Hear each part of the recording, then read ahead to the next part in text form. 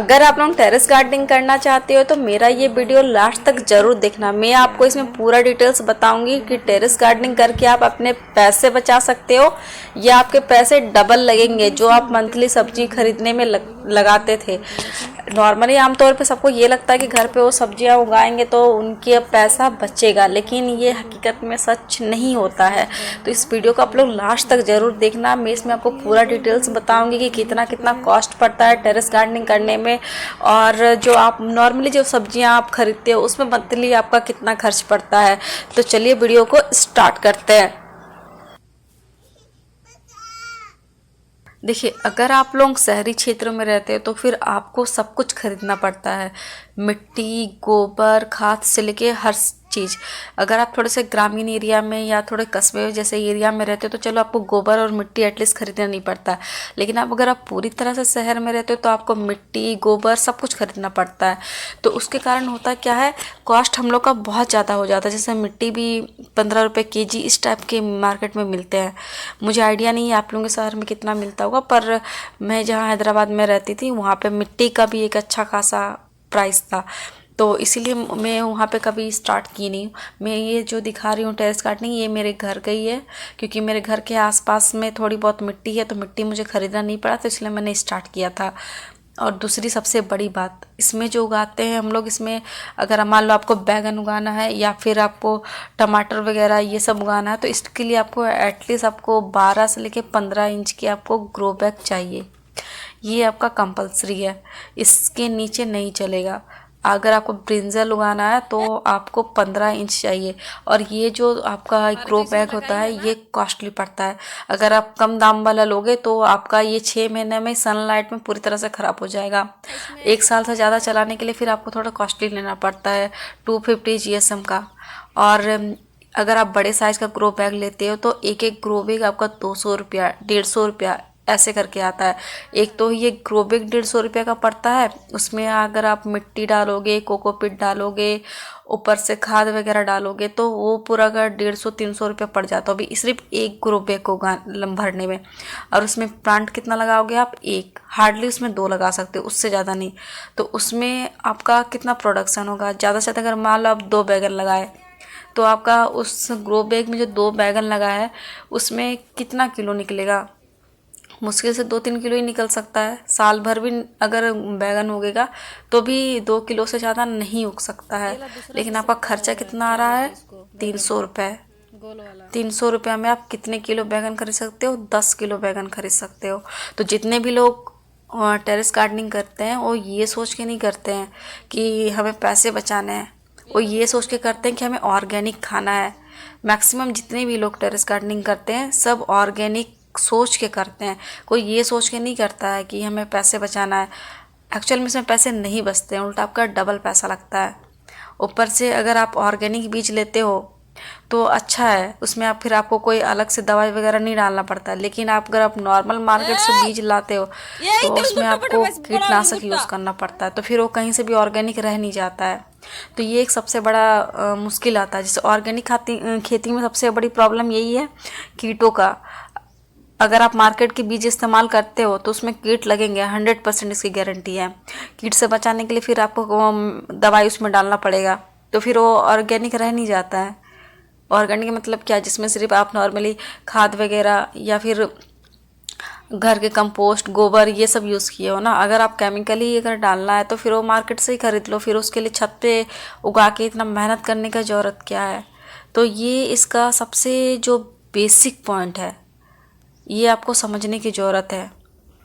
Terrace पे अगर gardening कर रहे हो आप ये सोच के कि आपको ऑर्गेनिक खाना है तो बहुत बढ़िया है, लेकिन अगर आप ये सोच के खेती कर रहे हो कि आपको पैसे बचाना है तो फिर भूल जाओ, बहुत कॉस्टली पड़ता है।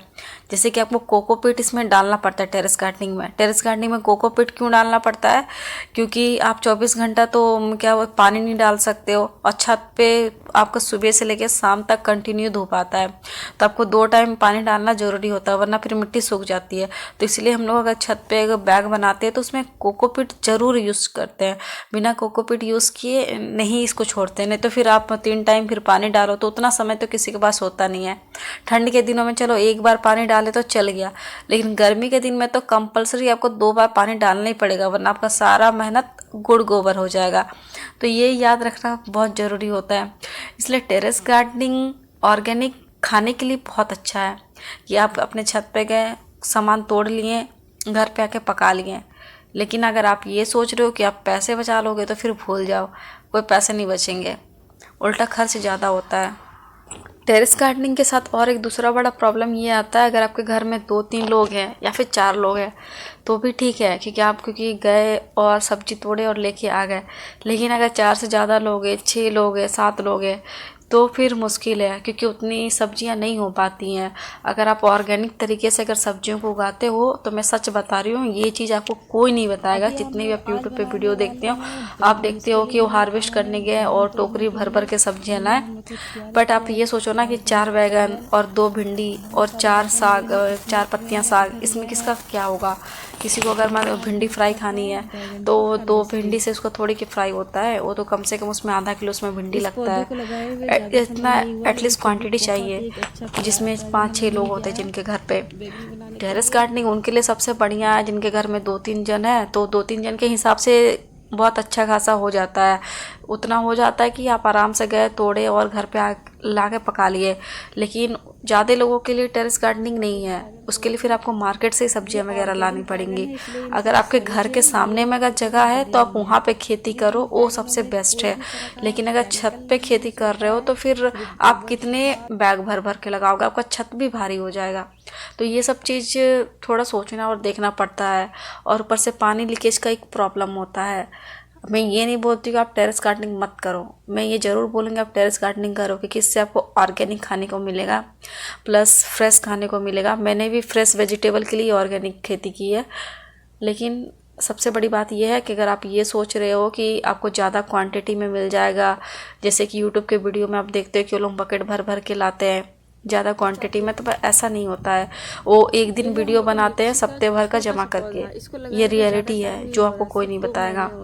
तो इसलिए अगर आप करना चाहते हो तो आप थोड़ा सोच समझ के करो, या फिर घर में 2-3 जन है, टाइम पास करना है तो करो, बेहतर है, कोई दिक्कत नहीं है। ऑर्गेनिक खाना है उसके लिए भी कर सकते हो, लेकिन ये थिंकिंग मत रखना कि इससे आपके पैसे बचेंगे और क्वांटिटी बहुत ज़्यादा मिलेगा। ऑर्गेनिक खेती में ज़्यादा क्वांटिटी नहीं मिलता है, ये बात 100% सच है।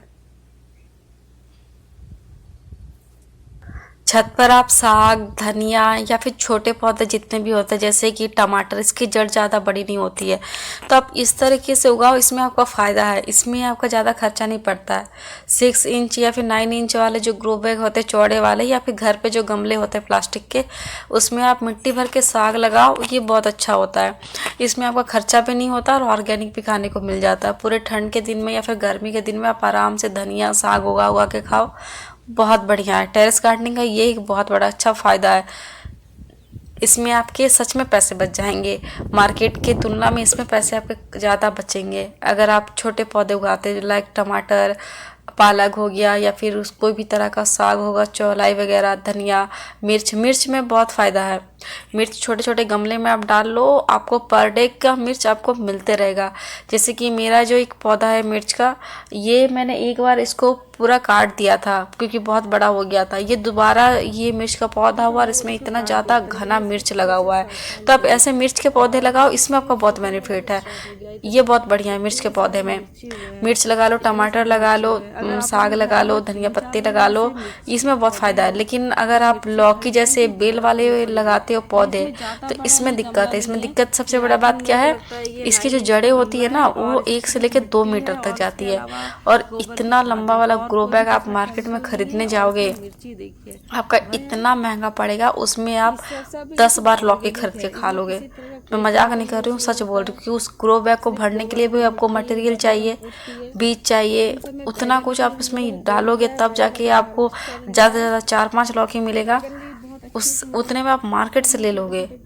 बहुत ज़्यादा ये 1 मीटर मिट्टी 1 मीटर से ज़्यादा लगता है लौकी के बेल के लिए ग्रो बैग। तो ये सब थोड़ा देखना पड़ता है। आप छोटे प्लांट लगाओ छत के ऊपर में, बहुत बढ़िया है। आपको हरियाली भी देखने को मिलेगी और आपको अच्छा ऑर्गेनिक भी खाने को मिलेगा और छत पे ज़्यादा बर्डन भी नहीं होगा और ज़्यादा कॉस्ट में नहीं पड़ेगा। तो अगर आप ऐसे छत पे अगर खेती करना चाहते तो थोड़ा हिसाब लगा लेना, सब कुछ देख के कर लेना। अगर आपके पास बहुत पैसे हैं तो आप करो छत पे खेती, बहुत बढ़िया है। लेकिन मैं अगर सच बोलूँ तो अगर आपके पास पैसे कम है तो फिर थोड़ा सा बेल वाले पौधों को जमीन पे लगाना, छत पे मत लगाना। ये एक मैं एडवाइस देना चाहती हूँ, भले आपके पास बहुत पैसे है तो भी, क्योंकि उतना उतना चौड़ा और मोटा ग्रो बैग भरने में बहुत मटेरियल यूज होता है।